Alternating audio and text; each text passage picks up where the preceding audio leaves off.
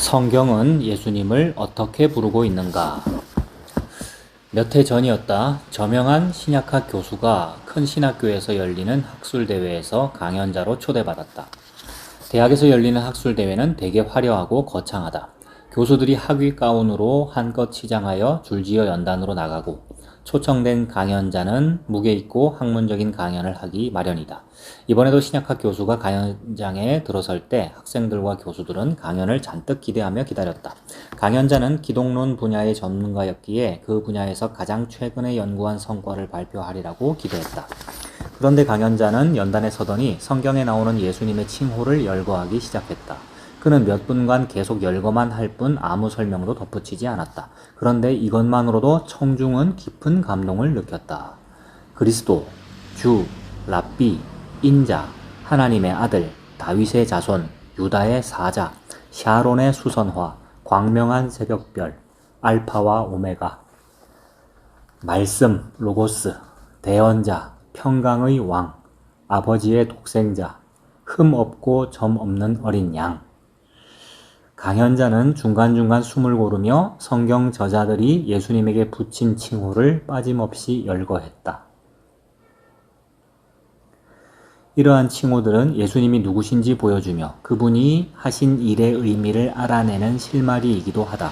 관례적으로 신학은 그리스도의 인격과 사역을 구분한다. 예수님의 인격과 사역을 구분해도 되지만 절대로 둘을 분리해서는 안 된다. 부분적으로 우리는 예수님이 하신 일을 통해 그분을 안다. 다른 한편으로 예수님이 누구냐에 따라 그분이 하신 일은 의미가 전혀 달라진다. 신약 성경에서 예수님께 사용된 칭호들을 보면 그분의 인격과 사역이 서로 연결되어 있다. 성경에 사용된 예수님의 칭호들 가운데 중요하다고 생각되는 몇몇만 간략하게 살펴보도록 하자. 그리스도, 즉 메시아. 그리스도라는 칭호는 예수님의 이름과 연결해 사용될 때가 아주 빈번하기 때문에 사실상 그분의 이름이 되었다. 요셉의 아들 예수, 나사렛 예수가 아니라 보통 예수 그리스도를 그분의 온전한 이름으로 생각한다. 그러나 그리스도라는 용어를 이름으로 생각하면 그리스도가 내포하는 온전한 의미를 놓쳐버릴 수 있다. 실제로 예수가 이름이고 그리스도는 칭호이다. 그리스도는 신약성경에서 가장 자주 사용되는 예수님의 칭호다. 그리스도는 크리스토스라는 헬라어 단어에서 파생했는데 기름 부음을 받은 자라는 뜻이다. 그리스도는 메시아라는 히브리어 단어를 헬라어로 번역해 놓은 것이다. 예수님을 그리스도라고 부른다는 말은 그분을 메시아라고 부른다는 뜻이다. 예수님의 이름과 칭호를 직접 옮기면 메시아 예수가 된다. 예수님을 메시아라고 부르는 건 예수님이 이스라엘이 오랫동안 기다렸던 기름 부음을 받은 자, 곧 자기 백성을 구속할 구주라는 믿음을 고백한다는 뜻이다. 구약 성경에서 메시아 개념은 하나님이 메시아의 성격과 역할을 점진적으로 계시하시면서 오랜 세월에 걸쳐 형성되었다. 메시아라는 용어는 본래 특별한 일을 위해 하나님에게 기름 부음 받은 자를 의미했다. 선지자나 제사장이나 왕처럼 하나님의 일을 수행하도록 기름 부음을 받은 자는 누구든지 넓은 의미에서 메시아라 불러도 좋았다. 구약 성경의 예언들을 통해 그 메시아, 곧 하나님의 일을 성취하기 위해 하나님에게 특별히 기름 부음을 받은 자라는 개념이 서서히 형성됐다. 신약 성경 저자들은 이러한 메시아 예언들이 예수님에게서 성취되었다고 했는데 이건 엄청난 의미를 내포하는 선언이었다. 이들은 예수님이 오실 그분이라고 말하고 있었다. 예수님이 메시아에게 집중된 하나님의 약속을 모두 성취하셨다. 구약 성경에는 다양한 메시아 대망이 존재한다. 언뜻 보면 여러 메시아 대망이 서로 모순되는 듯하다. 핵심적인 메시아 대망들 가운데 하나는 이스라엘 왕국을 회복할 다윗 같은 왕의 출현을 고대하는 것이다. 이스라엘의 모든 원수를 밟을 메시아를 고대하는 대망에는 승리의 분위기가 넘친다. 이것은 예수님이 세상에 계실 때 가장 대중적인 메시아 사상이었다. 이스라엘은 로마에게 정복당해 고통스러운 나날을 보내고 있었고 이방인의 멍에에 짓눌려 울분이 폭발할 지경이었다. 수많은 사람들이 예언대로 메시아가 와서 로마 지배를 종식시키고 이스라엘을 다시 독립시킬 날을 고대했다. 또 다른 메시아 개념은 이스라엘의 고난받는 종, 곧 백성의 죄를 담당할 종이라는 개념이었다. 이러한 메시아 개념은 이사야 선지자의 종의 노래들에 가장 분명하게 나오는데 그 가운데 백미는 신약성경 저자들이 예수님의 수치스러운 죽음을 이해하기 위해 인용하는 이사야 53장이다. 멸시받고 배척당하는 종의 모습은 고귀한 왕의 개념과 극명하게 대조된다. 메시아 대망의 셋째 가닥은 이른바 구약성경의 묵시문학으로 알려진 다니엘서와 에스겔서 같은 매우 상징적인 글에 나타난다. 묵시문학에서 메시아 또는 인자는 세상을 심판하러 지상에 내려오는 천상의 존재다. 동일 인물이 어떻게 천상의 존재인 동시에 지상의 왕이고 우주의 심판자인 동시에 수치를 당하는 종이 되는지 이해하기 어렵다. 그러나 이 셋은 예수님이 세상에 오실 당시에 매우 활발했던 다양한 메시아 대망 가운데 주류였다. 글자가 틀렸네. 그러나 이 셋은 예수님이 세상에 오실 당시에 매우 활발했던 다양한 메시아 대망 가운데 주류였다. 이제 메시아 대망의 세 가닥을 좀 더 자세히 살펴보자.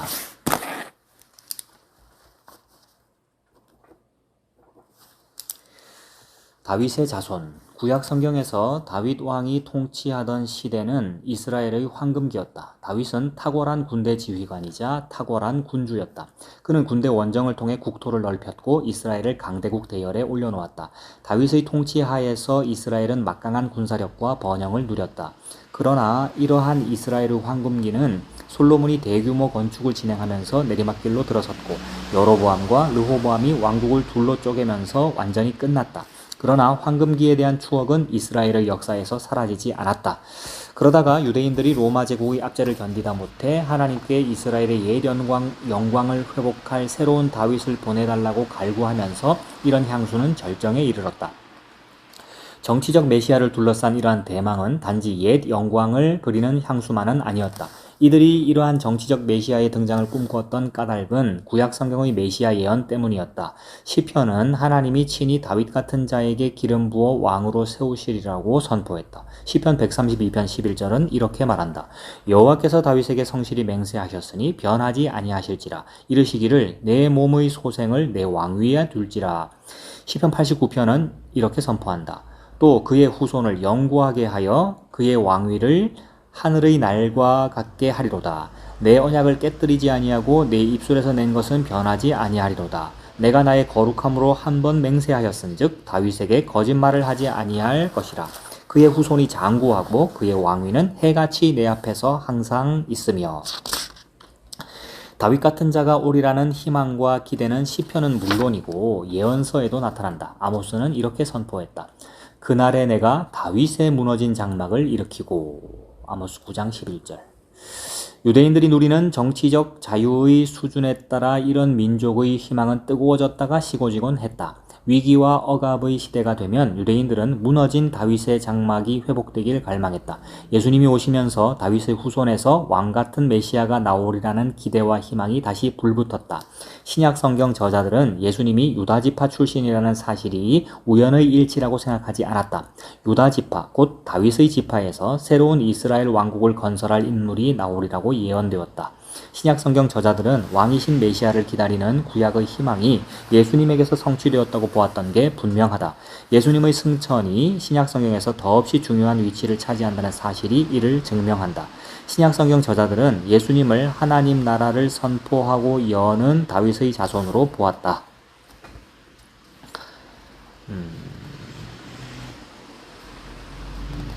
예수님은 사역 중에 자신을 왕으로 옹립하려는 무리를 이따금 피하셔야 했다. 이들이 생각하는 왕의 개념이 지나치게 편협했기 때문이다. 이들은 죽음과 고난이라는 대가 없이 시작되는 왕국을 생각했다.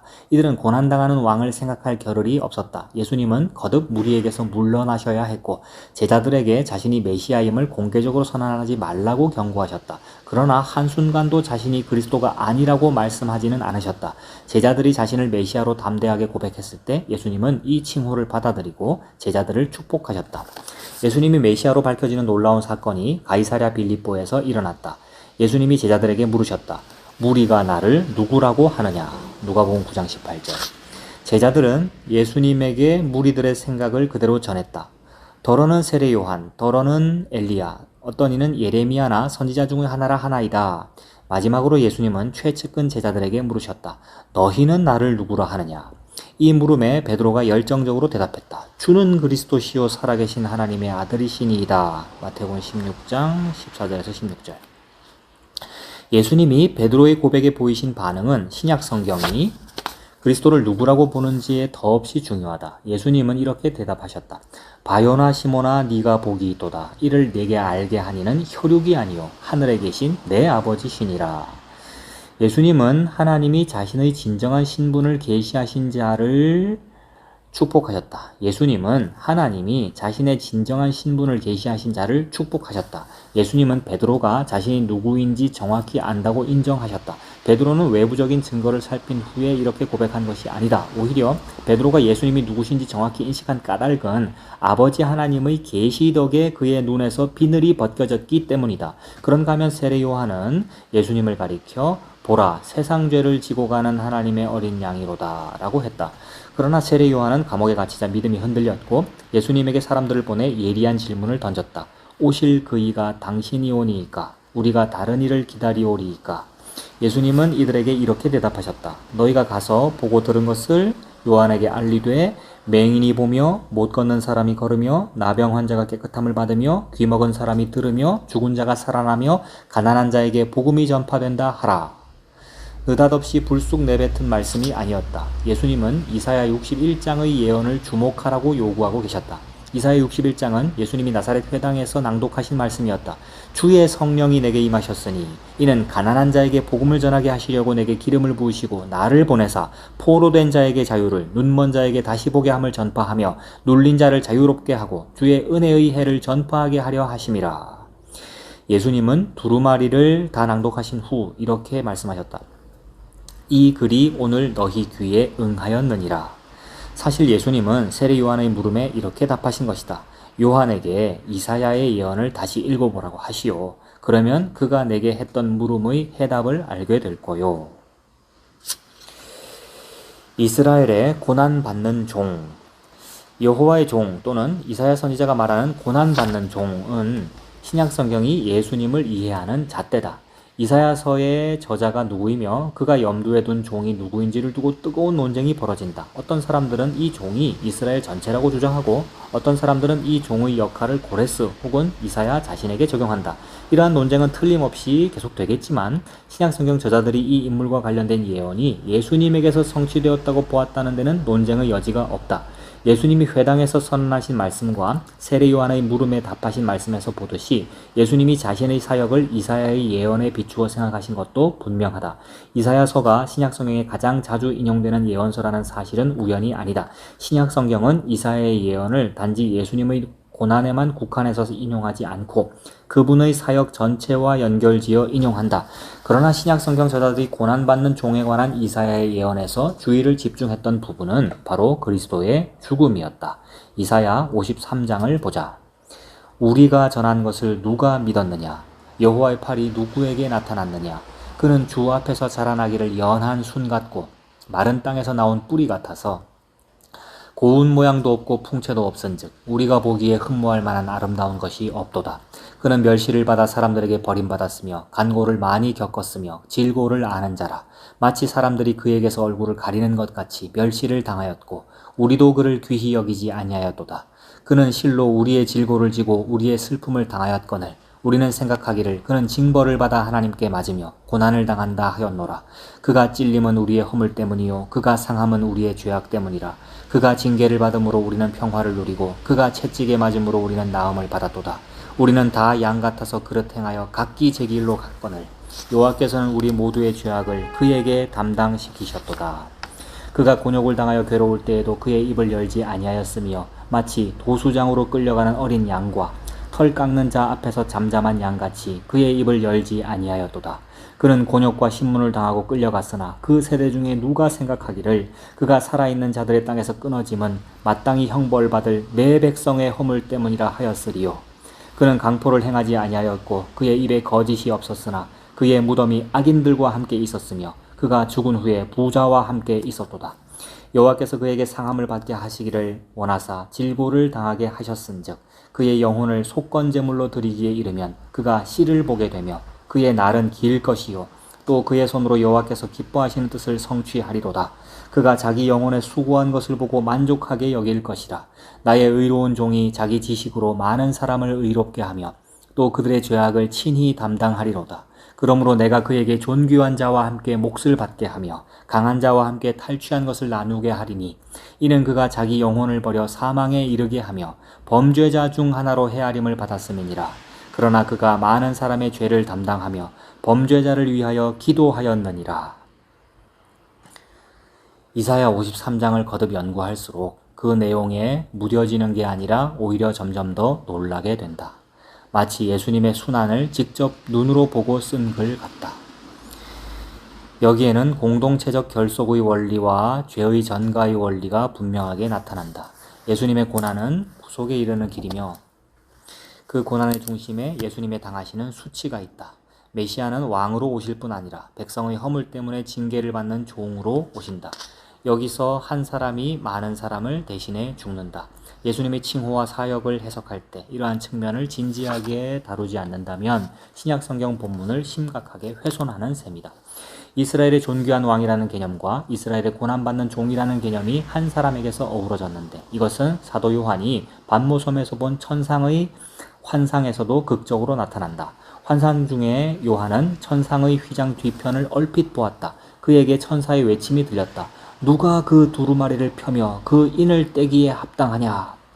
요한은 침울한 마음으로 천사들이 그 일을 하기에 합당한 자를 찾지 못했다고 기록한다. 요한의 실망은 슬픔으로 변했다. 그 두루마리를 펴거나 보거나 하기에 합당한 자가 보이지 아니하기로 내가 크게 울었더니 그때 한 장로가 그를 위로하며 말했다. 울지 말아라. 유대 지파의 사자 다윗의 뿌리가 이겼으니 그 두루마리와 그 7인을 떼시리라. 부정적인 분위기가 순식간에 바뀌고 고조된 기대감이 절망감을 대신한다. 요한은 승리의 사자가 나오길 기다린다. 그러나 사자가 아니라 죽임당한 어린 양이 장로들 가운데 서는 광경이 눈앞에 펼쳐질 때 역설은 절정에 이른다. 요한은 어린 양이 보좌에 앉으신 이의 오른손에서 두루마리를 받았고, 그러니까 사자, 호랑이 사자 할 때 그 사자가 나올 줄 알았는데 죽임당한 어린 양이 나오더라. 이것이 역설이다. 요한은 어린 양이 보좌에 앉으신 이의 오른손에서 두루마리를 받았고 무수한 천사들이 이렇게 노래했다고 기록한다. 죽임을 당하신 어린 양은 능력과 부와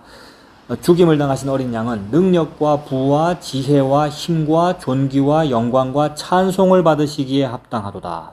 사자와 어린 양은 하나이며 동일 인물이다. 종이 왕 노릇 하신다.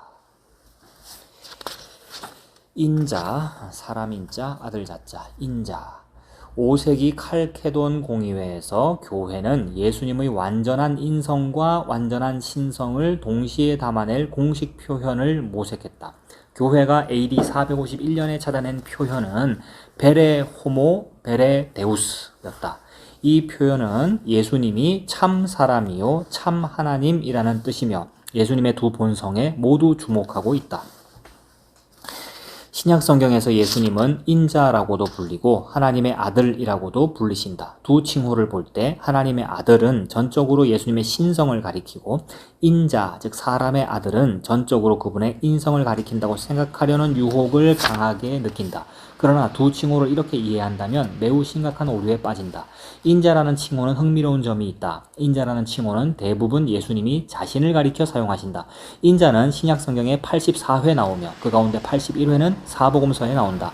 인자라는 칭호는 신약 성경에서 예수님에게 사용된 빈도로 보면 세 번째이지만 예수님이 자신에게 직접 사용하신 빈도로 보면 첫 번째이다. 자기가 자신을 이르실 때에 인자라고 스스로 말씀하셨다. 인자는 예수님이 자신에게 가장 즐겨 사용하신 칭호가 분명하다. 이것은 성경 저자들이 자신들은 거의 사용하지 않는 예수님의 칭호를 성실하게 보존했다는 증거다. 그들은 자신이 좋아하는 칭호들을 예수님의 입에 올리고 싶은 유혹을 틀림없이 느꼈을 것이다.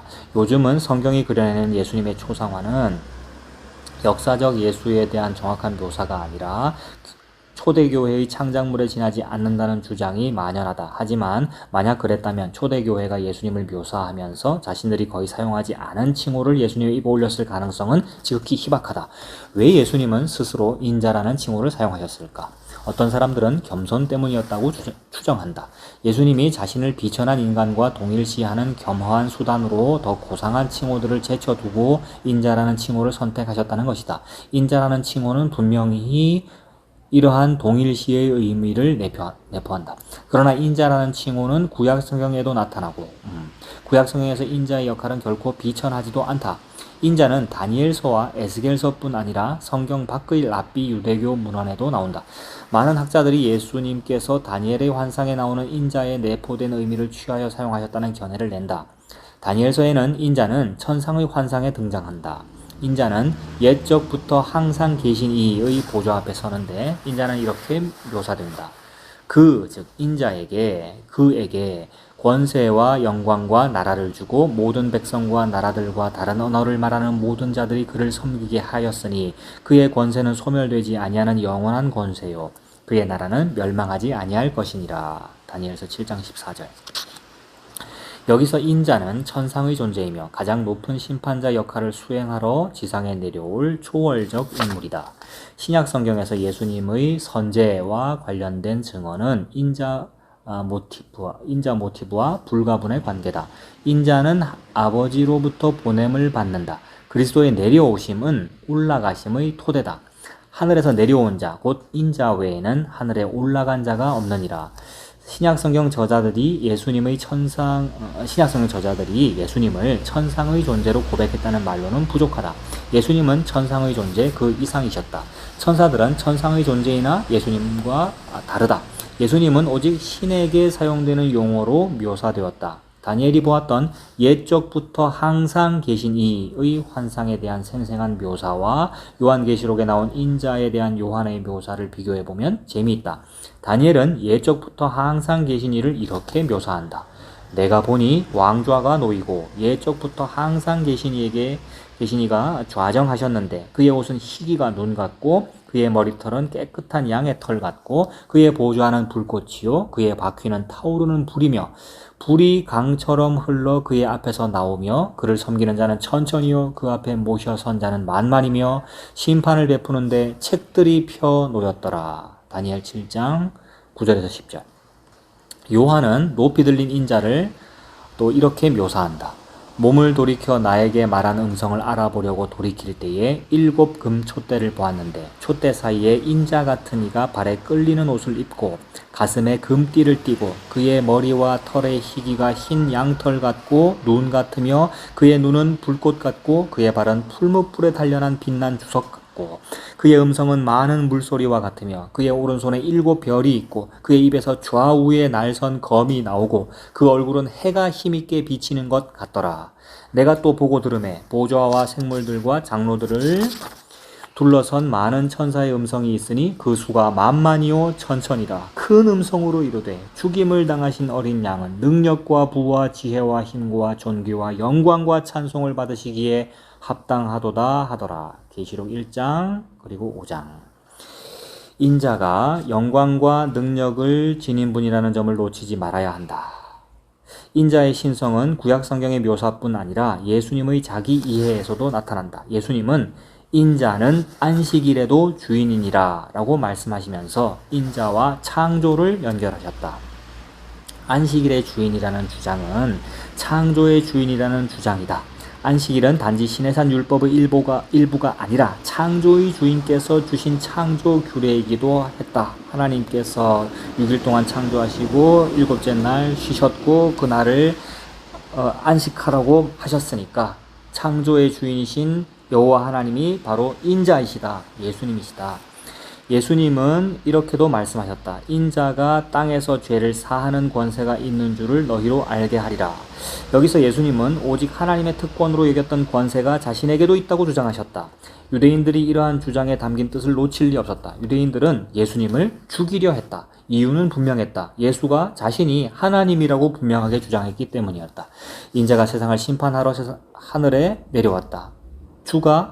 그가 장차 양과 염소를 구분한다. 그가 마지막 때에 영광의 구름을 타고 다시 온다. 그러나 하늘에서 내려오는 인자는 신성만 갖는 게 아니라 성육신을 통해 우리의 인성도 함께 갖는다. 예수님을 둘째 아담으로 보는 바울의 개념은 인자 모티브를 정교하게 다듬은 것이다. 다윗의 자손, 고난받는 종, 인자는 세 가락의 메시아 대망에서 나온 예수님의 칭호다. 신약 성경에는 이 외에도 예수님의 칭호가 많다. 이제 그 중에서 몇몇을 좀 더 살펴보자. 주님 할 때 그 주. 앞서 보았듯이 그리스도는 신약 성경에서 가장 자주 사용되는 예수님의 칭호다. 그 다음으로 자주 사용되는 예수님의 칭호는 주이다. 이 칭호는 성경이 말하는 예수님을 이해하는 데 더없이 중요했기에 최초의 신앙 고백, 곧 예수는 주시다 라는 간단한 고백의 핵심이 되었다. 주는 예수님에게 부여된 가장 고귀한 칭호다. 그런데 미국같이 왕정을 강하게 반대하는 문화에서 사는 사람들은 하나님 나라와 주님의 주권 개념을 어떻게 이해할 수 있을까 의문이 든다. 주권이 어느 한 개인에게 있다는 개념은 미국 전통과 전혀 어울리지 않는다. 그러나 신약 성경은 예수님의 주님 되심을 분명하게 주장하며 절대적이고 주권적인 권위와 왕의 권한이 그분께 주어졌다고 확고하게 주장한다. 미국, 즉 인본주의적 민주주의 사회에서는 주권이 민에게 있기 때문에 주라는 개념이 잘 이해되지 않을 수 있다라는 표현. 그러니까 예수님이 주라는 말은 군주라는 말이고 왕이라는 말이고 여호와 하나님이라는 뜻인데 민주주의에서는 백성 개개인에게 백성에게 주권이 있다고 말하니까 이게 상충한다. 헬라어 단어 퀴리오스는 신약 성경에 나오는 주라는 단어의 동의어다. 퀴리오스는 고대 세계에서 여러 의미로 사용되었다. 가장 일반적인 쓰임으로 퀴리오스는 예의를 갖추어 상대를 부를 때 붙이는 존칭이었다. 선생님 할 때의 님자, 써 뜻, 퀴리오스, 존칭이었다. 써라는 영어 단어처럼 퀴리오스라는 헬라어 단어도 일반적 의미와 특별한 의미로 사용되었다. 영국에서는 기사 자귀를 받은 사람들에게 써 무슨 경이라는 존칭을 붙이는데 이 경우 이 단어는 일반적 쓰임새를 넘어서서 격식을 갖춘 정중한 존칭으로 사용된다. 퀴리오스는 헬라 문화에서 노예를 소유한 귀족 계층의 남자를 가리키는 칭호로도 사용되었다. 이 칭호는 신약 성경 전체에서 예수님에게 상징적으로 사용되었는데 제자들은 예수님을 주인님이라고 불렀다. 바울은 빈번하게 예수 그리스도의 종 바울이라는 말로 편지를 시작했다. 이때 바울이 사용한 단어는 둘로스, 종, 둘로스였다. 주인이 없으면 종도 없었다. 퀴리오스가 없으면 둘로스도 없다. 바울은 너희는 너희 자신의 것이 아니라 값으로 산 것이 되었으니 라고 외쳤다. 여기서 바울은 신자를 예수님의 소유로 본다. 예수님은 자기 백성의 주인이다. 그러나 예수님은 세상의 노예, 주인 관계에서 예상되는 폭군이나 전제군주가 아니다. 신약 성경이 말하는 그리스도의 주님 되심은 역설을 내포한다. 우리는 그리스도의 종이 될 때에야 진정한 자유를 누린다. 종이 될 때에야 자유를 누린다. 신약 성경은 우리가 예수님과 노예 주인 관계에 들어가야 세상의 속박에서 벗어난다고 가르치면서 이러한 역설을 한층 강화한다. 이렇게 비트는 방식의 가르침은 특히 사도 바울의 글에서 잘 나타난다. 퀴리오스의 세 번째 쓰임새가 가장 중요한데 퀴리오스는 특별히 황제의 칭호로 사용되었다. 여기서 퀴리오스는 한 집단의 사람들을 절대적 권한으로 다스리는 자에게 부여된 칭호였다. 이러한 쓰임새는 대개 정치적 의미로 이해되었다.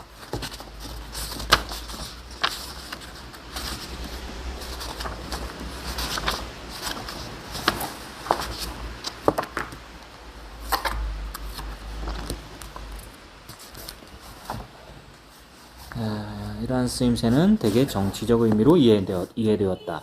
주라는 칭호의 가장 놀라운 면은 이 칭호와 구약 성경의 관계였다. 히브리어로 기록된 구약 성경을 헬라어로 번역하면서 하나님에게 사용된 아도나이라는 히브리어 단어를 퀴리오스라고 옮겼다. 그러니까 우리가 주라고 하는 우리말로 주라고 하는 그 말이 곧 헬라어로는 퀴리오스이고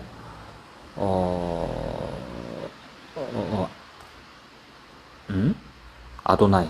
히브리어로는 아도나이.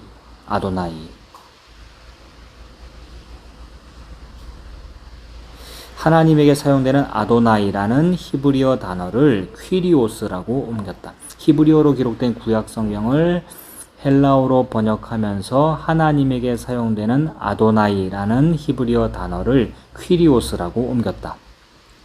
유대인들은 예배의식 때 하나님의 거룩한 이름 여호와를 발음하지 않고 다른 단어로 대신했다. 감히 입에 담지 못할 하나님의 이름을 대신할 단어로 대개 아도나이를 선택했는데 아도나이는 세상에 대한 하나님의 절대적 통치를 강조하는 칭호였다. 여호와, 야훼 이 말을 감히 입에 담을 수가 없어서 그 글을 손으로 쓸 때도 벌벌벌 떨었고 붓도 새로 씻고 손도 새로 씻고 의복도 갈아입고 써야 했고 발음을 할 때도 여호와라고 절대 발음하지 않고 그 글자가 나올 때마다 아도나이라고 발음했다. 그런데 그 구약성에 있는 그 아도나이라는 그 말을 헬라어로 번역할 때에는 퀴리오스라고 옮겼다. 퀴리오스라는 말과 아도나이라는 말과 여호와라는 말과 지금 우리말 주라는 말은 다 같은 말이다. 그러니까 예수님은 여호와 하나님이시다. 많은 영어 성경이 여호와와 아도나이를 번역하면서 글자 형태를 다르게 하기는 했으나 둘 다 Lord라고 옮겼다. 로드. 여호와를 번역할 때 일반적으로는 첫 글자는 큰 대문자로 그 다음 글자는 작은 대문자로 표시했다. 그런가 하면 아도나이라는 히브리어 단어를 번역할 때는 대문자 L자를 써서 로드라고 표시했다.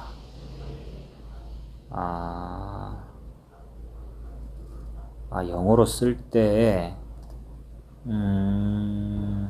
LORD라고 로드라고 쓰는데 여호와를 번역할 때는 LORD를 다 대문자로 쓰기는 하는데 첫 글자 L자만 큰 대문자로 쓰고 나머지는 대문자긴 대문자인데 작은 대문자로 썼다. 그런데 아도나이라는 단어를 같은 말이긴 하지만 아도나이라는 말을 번역할 때는 제일 앞글자 L자만 대문자로 쓰고 나머지는 다 소문자 ORD라고 썼다. 예를 들면 시편 8편은 이렇게 시작한다. 여호와 우리 주여 주의 이름이 온 땅에 어찌 그리 아름다운지요.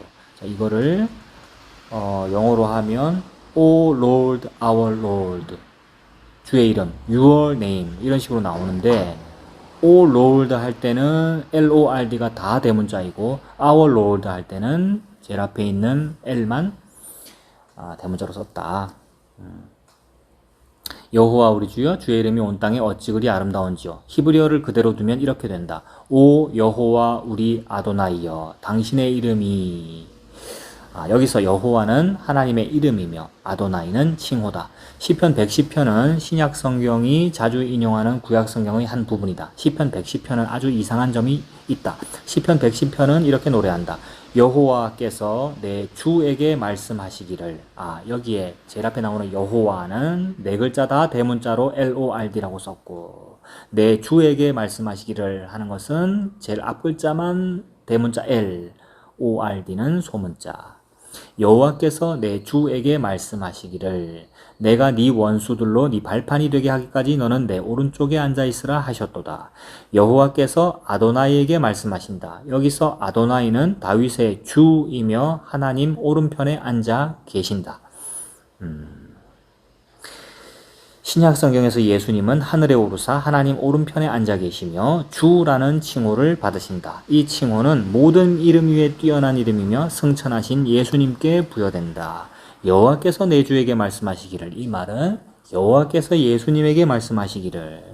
예수님이 여호와 하나님이시며 여호와 하나님이신 그 칭호 즉 주를 받으셨다. 그래서 여호와께서 내 주에게 말씀하시기를 내가 네 원수들로 네 발판이 되게 하기까지 너는 내 오른쪽에 앉아 있으라. 이 말은 여호와 하나님이 예수님에게 하신 말씀이다.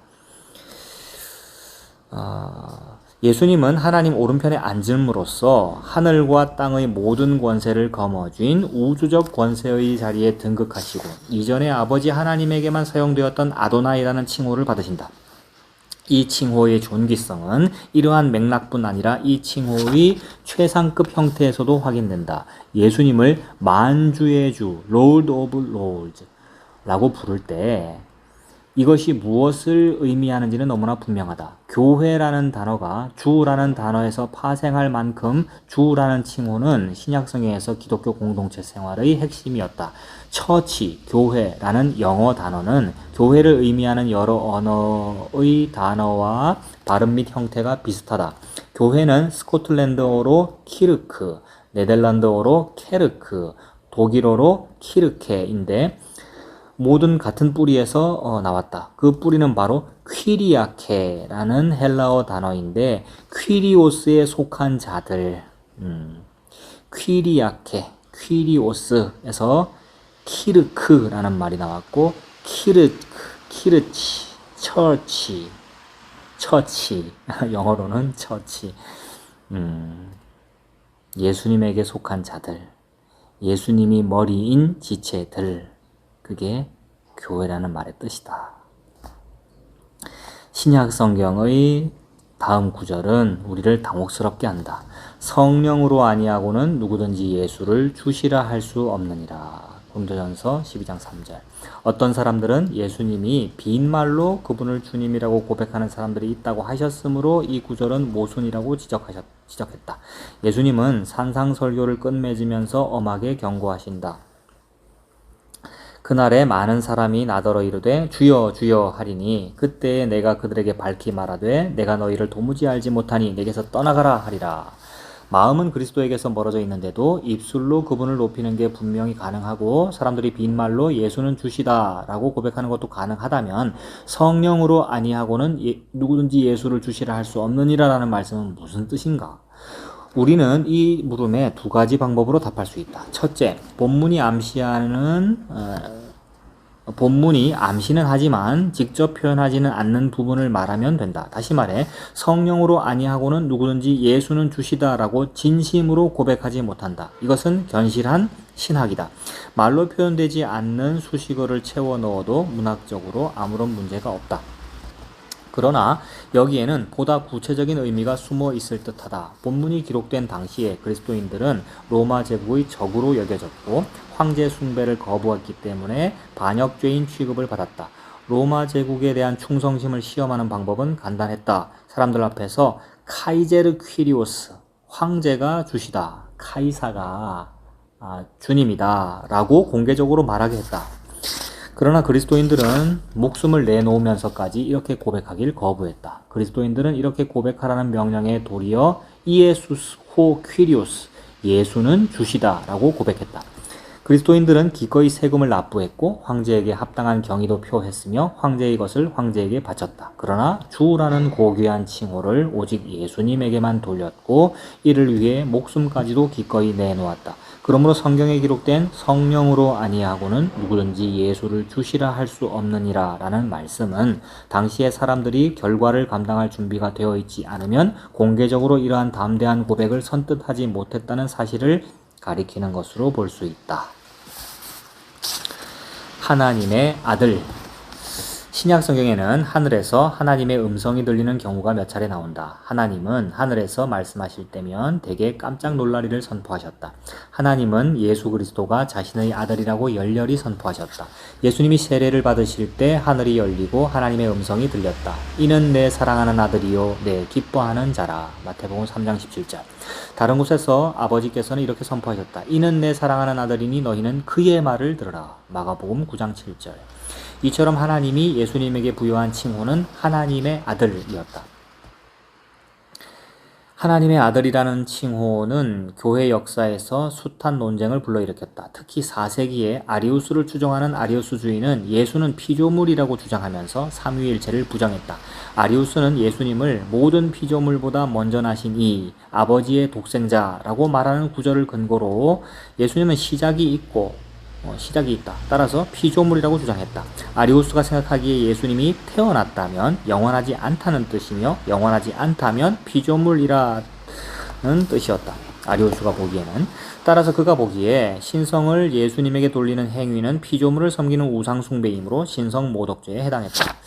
똑같은 논쟁이 지금 그리스도인과 몰몬교도 및 여호와의 증인 간에서도 벌어진다. 몰몬교도와 여호와의 증인은 하나같이 예수님이 천사를 비롯해 다른 피조물보다 고귀한 존재라고 인정하지만 그분의 완전한 신성은 부정한다. 이러한 논쟁을 해결하기 위해 니케아에서 대규모 종교회의가 열렸다. 니케아 신조는 아리수주의의 도전에 맞서 흥미로운 해답을 제시한다. 그 해답은 예수님이 태어나셨으나 지음을 받지는 않으셨다는 선언이었다. 예수님은 태어나셨으나 지음을 받지는 않으셨다.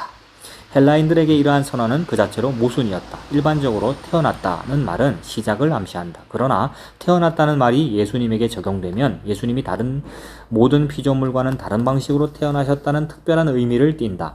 예수님은 아버지의 모노게네스, 즉 독생자라고 불린다. 이 말은 예수님, 오직 예수님만 아버지에게서 나셨다는 뜻이다.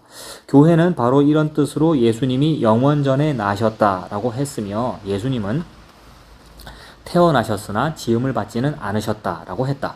이러한 예수님의 특별하심은 그분이 영원한 존재라는 사실뿐 아니라 그분의 아들됨을 말할 때면 그분과 아버지 사이의 친밀감을 나타내는 묘사가 동반된다는 사실에서도 나타난다.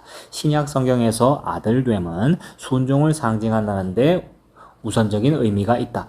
따라서 성경에서 하나님의 아들이라는 말은 하나님의 뜻에 복종하는 특별한 관계에 있다는 뜻이다. 마찬가지로 장자의 모티브는 생물학보다 탁월함과 더 깊은 관련이 있다.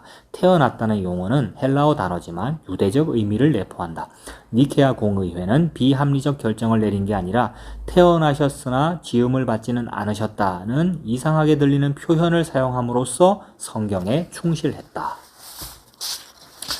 로고스는 신약 성경에서 예수님에게 드물게 사용되는 칭호다. 이 칭호는 요한복음 시작 부분에서 두드러지게 나타난다. 태초에 말씀이 계시니라.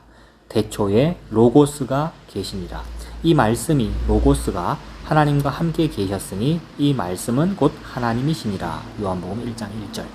로고스는 드물게 사용되는 칭호였는데도 교회 역사가 시작되고 3, 4세기 동안 교회가 기독론 신학을 정립하는 데 결정적인 역할을 했다. 다시 말해 교회 신학자들은 로고스 개념을 중심으로 예수님에 관한 교리, 즉 기독론을 펼쳤다.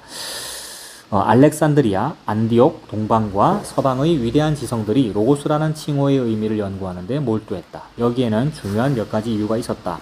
로고스라는 칭호는 그 자체가 다른 어느 칭호보다도 깊은 철학적, 신학적 사색을 불러일으킨다. 이유는 분명하다. 로고스라는 단어가 이미 헬라 철학을 배경으로 의미가 가득한 용어였기 때문이다. 앞서 살펴본 다른 칭호들처럼 로고스도 일반적 의미와 특별한 의미를 내포한다. 일반적으로 로고스는 말, 생각, 개념을 의미한다. 영어 성경들은 대개 로고스를 말씀, 워드, 말씀으로 옮겼다. 그러나 요한복음 시작 부분에서 로고스는 고상한 의미를 지닌다. 논리라는 단어, 논리, 로직이라는 말이 로고스에서 유래했으며 흔히 학과목이나 학문 분야를 가리키는 말 뒤에 붙는 무슨 학, 무슨 생물학, 바이오로지 할 때 로지라는 전미사도 이 로고스에서 유래했다. 예를 들면 신학, 테오스에 로고스가 붙어서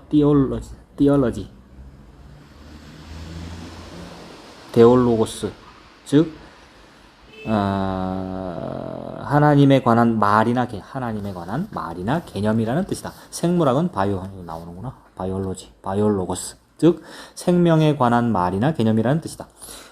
기독교 철학자 고든 클락은 요한복음 첫 부분을 이렇게 해석해도 좋다고 했다. 태초에 논리가 있었다. 논리가 하나님과 함께 있었으니 논리가 육신이 되어, 이런 식으로.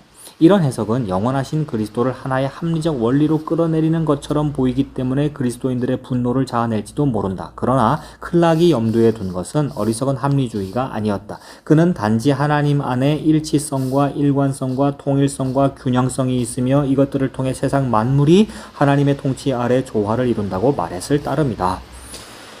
하나님은 자기 존재에서 비롯되는 이러한 일치성의 원리를 말씀으로 표현하신다. 그러기에 하나님의 말씀은 일치되고 일관되며 균형을 이룬다. 그리스도는 하나님 안에 있는 영원한 로고스와 일치하며 그 로고스가 창조 세계의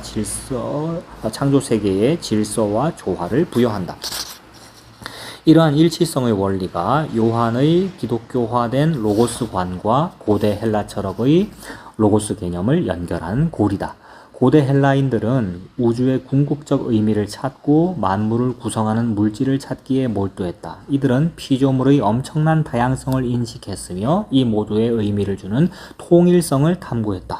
그게 로고스인데 그게 뭘까? 그 로고스가 뭘까? 이렇게 막 철학적으로 또는 과학적으로 의학적으로 연구했단 말이지. 그래서 옛날에 의학자나 철학자나 과학자가 다 철학자였었다. 헬라의 예술가들 뿐 아니라 당시의 사상가들도 혼돈과 혼란을 싫어했다. 이들은 삶을 통일된 방식으로 이해하려 했다. 따라서 신약성경이 기록되기 이전에 나타난 많은 철학 이론에서 로고스라는 헬라어 단어는 중요한 개념이었다. 예를 들어 초기 헬라 철학자였으며 현대 실존주의의 수호성자로 추앙받는 헤라클레이토스를 생각해보자.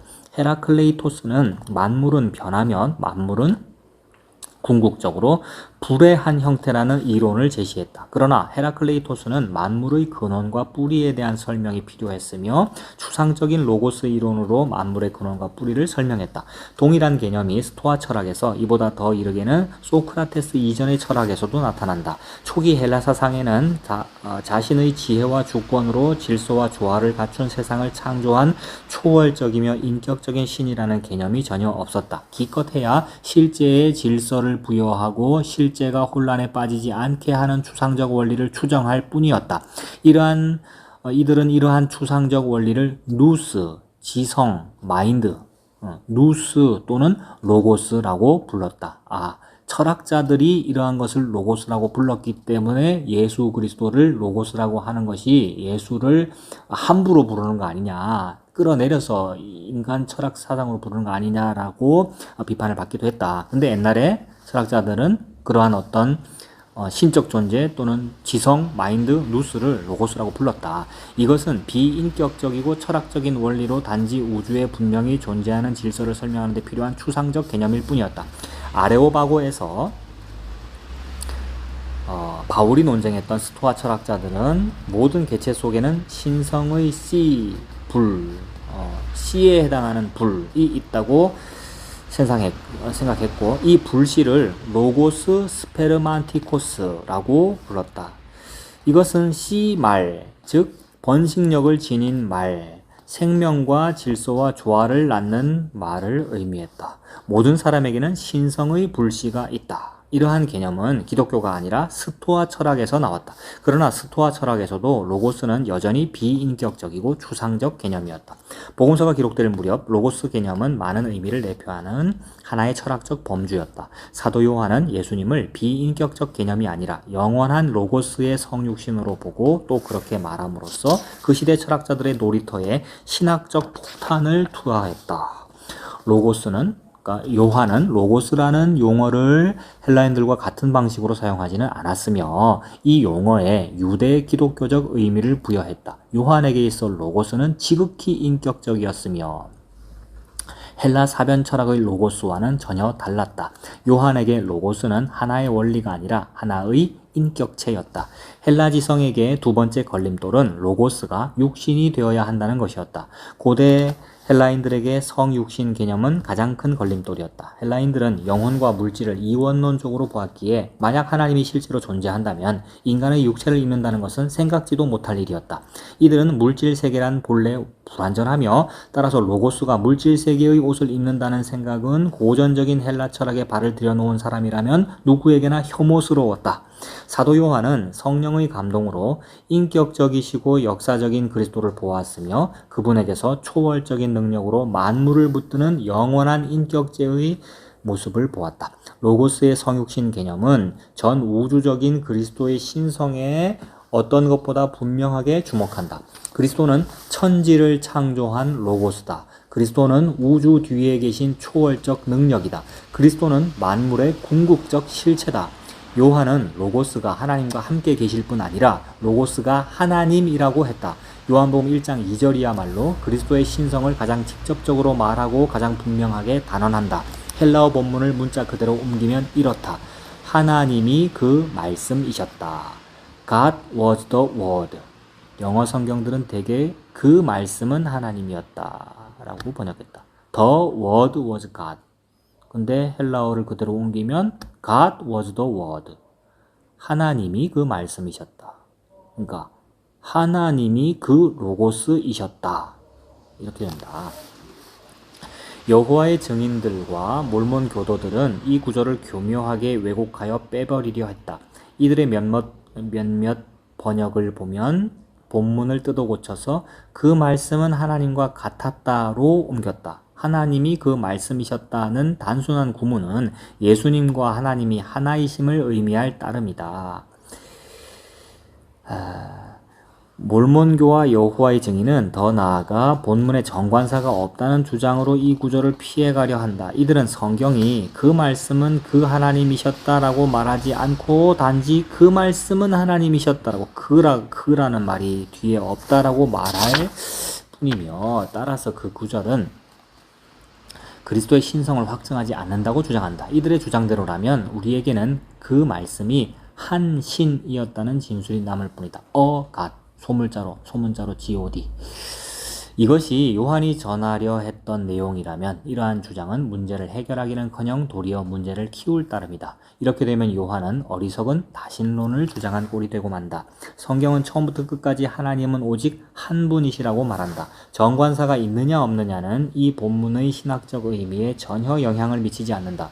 본문 이해에 어려움이 있다면 그 말씀이 하나님과 함께 계실 뿐더러 그 말씀이 곧 하나님이다라고 말한다는 점이다. 여기서 그 말씀은 하나님과 다를 뿐 아니라 하나님과 같다. 그 말씀은 하나님과 다를 뿐 아니라 하나님과 같다. 그래서 삼위일체에서 성부와 성자와 성령은 서로 다르면서 같다. 서로 구분되면서 그러니까 세 위격으로 구분되면서 한 분이시다. 이게 삼위일체. 이러한 본문들 때문에 교회는 삼위일체론으로 하나님에 관한 교리를 정립해야 했다. 어떤 의미에서 그리스도가 아버지 하나님과 하나이고 어떤 의미에서 아버지 하나님과 다른지 알아야 한다. 다르지만 같다는 사상은 신약성경 본문에 유입된 게 아니라 오히려 요한복음 1장 같은 본문이 이러한 구분을 요구한다. 아버지와 아들은 한 존재이지만 하시는 일과 사역뿐 아니라 위격에서 구분된다. 요한복음 1장에서 로고스가 하나님과 함께 계신다는 개념은 매우 중요하다. 헬라어에서 함께라고 옮길 수 있는 단어는 셋이다. 첫 번째는 순인데 영어에서는 접두사 싱크로나이즈 할 때 신세틱 통합 합쳐진다 하나다. 이게 함께라는 말이구나. 접두사 sin으로 영어에서는 접두사 sin으로 사용된다. 이 접두사는 동시에 일어나다, 싱크로나이즈, 싱크로율, 혼합주의, 싱크레티즘, 회당, 시나고게, 회당도 시나고게 할 때 신이 함께라는 뜻이구나. 이런 단어를 비롯해 여러 단어에서 사용된다. 예를 들면 회당은 사람들이 함께 모이는 곳이다. 순, 즉 영어에서 시인이 내포하는 의미로 함께 있다는 말은 어느 모임에 참석하거나 다른 사람들과 한데 모인다는 뜻이다. 이것은 사람들의 모임을 가리킨다. 함께라고 옮길 수 있는 헬라어 단어 가운데 둘째는 메타인데 곁에 있다라는 뜻이다. 우리는 사람들이 서로 곁에 있다고 생각할 때 서로 나란히 있다고 생각한다. 내가 어떤 사람과 나란히 길을 걷는다면 메타가 내포하는 의미로 그 사람과 함께 있는 셈이다. 세 번째 헬라어 단어는 프로스이다. 프로스는 나머지 두 단어에 비해 드물게 사용되지만 얼굴을 뜻하는 프로스포네, 프로스포네라는 헬라어 단어의 어근에도 나온다. 이것이 가장 친밀한 형태의 함께함이다. 얼굴과 얼굴을 맞대고 보는 거, 하나님의 얼굴을 보는 거, 이 친밀한 형태의 함께라는 말. 그러니까 수은이라는 말과 메타라는 말과 프로스라는 말이 다 함께의 뜻이다. 요한은 이 프로스, 여기에서 로고스가 하나님과 함께 있었다고, 프로스가 내포하는 의미로 하나님과 함께 있었다고, 다시 말해 영원히 친밀한 관계 가운데 하나님과 얼굴을 마주하고 있었다고 말한다. 이것은 구약 성경의 히브리인들이 하나님과 간절히 갖고 싶어 하던 그 관계다. 하나님의 얼굴을 봤다. 근데 죽지 않았다. 세상에. 간절히 갖고 싶어 했던 관계다. 로고스는 이러한 친밀함을 영원 전부터 아버지와 얼굴을 마주하는 친밀함을 누린다. 아버지와 아들은 존재뿐 아니라 관계에서도 하나다. 요한복음 1장에서 로고스 개념은 다음 구절에서 절정에 이른다. 말씀이 육신이 되어 우리 가운데 거하시매 우리가 그의 영광을 보니 아버지의 독생자의 영광이요 은혜와 진리가 충만하더라. 요한복음 1장 14절. 여기서 거하심에 거주한다, 거하신다 라고 번역된 단어는 문자적으로 우리 가운데 천막을 치셨다 라는 뜻이다. 그래서 성막을 치셨다. 백성 가운데 성막이 있고 성전이 있고 건물로서는 성전이 세워지는데 이 성전 허물어 버려라. 내가 사흘 만에 다시 세우리라. 내가 너희 속에 천막을 치리라. 하나님이 구약 성경에서 회막을 통해 이스라엘 백성과 함께 거하셨듯이 신약 성경에서 회막은 육신이 되신 말씀, 곧 하나님의 진리를 체현하는 로고스이다. 로고스는 육신이 되신 살과 피로 우리와 함께 거하러 오신 하나님의 마음이다. 로고스가 자신을 나타낼 때 영광이 드러난다. 그래서 요한은 이렇게 말한다. 그 안에 생명이 있었으니 이 생명은 사람들의 빛이라. 요한복음 1장 4절. 그리고 구주라는 표현, 구주, 구세주. 이 외에도 주목할 만한 예수님의 칭호들이 있다. 예수님은 랍비이고 둘째 아담이며, 랍비, 둘째 아담, 중보자. 그러나 구주, 이 세이비어, 구주야말로 예수님의 사역을 더할 나위 없이 잘 표현하는 칭호다. 초대교회 신자들은 자신의 신분을 표시하는 암호로 물고기 모양을 사용했다는 사실이 이를 증명한다. 물고기, 익투스, 자동차 뒤에 옛날에 붙이기도 해서 물고기 문양을 사용했다는 사실이 이를 증명한다. 물고기를 뜻하는 헬라어 단어 익투스에 철자를 풀어 쓰면 예수 그리스도 하나님의 아들 구주, 익투스가 예수 그리스도 하나님의 아들 구주이다. 예수는 그분이 태어나기도 전에 하나님이 친히 지어주신 이름이었다. 예수는 주께서 구원하신다 또는 주께서 구원하시는데 사용하실 자라는 뜻이다. 따라서 예수라는 이름 자체가 구주라는 개념을 내포한다. 예수님의 칭호들 로고스, 메시아, 인자 이런 모두 사람의 구주가 되실 그분의 자격을 암시한다. 오직 그분만이 죄를 속하고 사망을 이기며 인간을 하나님과 화해시킬 자격이 있다. 바로 이 부분에서 예수님은 우리의 삶에 들어와 위기를 일으키신다. 예수님은 우리의 삶에 들어와 위기를 일으키신다. 바로 이 부분에서 우리는 동떨어진 학문 연구를 뛰어넘어 자신이 한없이 약한 부분으로 들어간다. 우리는 종교와 철학을, 윤리와 정치를 끝없이 논하지만 마침내 저마다 내 죄를 어찌할꼬 오호라 나는 곤고한 사람이로다. 이 사망의 몸에서 누가 나를 구원하랴, 누가 나를 건져내랴 라는 자신의 문제와 정면으로 맞닥뜨려야 한다. 나도 죄를 짓고 당신도 죄를 짓는다. 더 없이 부정직한 사람이 아니라면 누구라도 인정하는 사실이다. 우리는 너나 없이 죄를 짓는다. 우리는 너나 없이 서로를 해친다. 우리는 너나 없이 하나님의 거룩함을 공격한다. 이처럼 몸서리 쳐지는 혼란에 빠진 우리에게 무슨 소망이 있는가? 우리는 자기 죄를 부정할 수도 있고 심지어 하나님의 존재를 부정할 수도 있다. 자신의 삶에 책임이 없다고 소리칠 수도 있다. 회개를 요구하지 않고 누구나 용서하는 하나님을 만들어낼 수도 있다. 이것은 모두 사상 누각이다. 구주가 되실 분은 오직 한 분뿐이다. 그분만이 더없이 깊은 우리의 딜레마를 해결하실 수 있다. 오직 그분만이 살리고 죽일 권세가 있다. 예수님의 칭호들은 그분이 누군지 말해준다. 그러나 예수님의 칭호들은 그분이 행하신 일을 이해하도록 돕는 사전이 되기도 한다. 그분의 인격과 사역이 삶의 드라마에서 만난다. 이제 예수님의 인격과 사역이 인간을 향한 하나님의 구원 계획에서 만나는 사건들을 중심으로 그분의 생애를 살펴보겠다.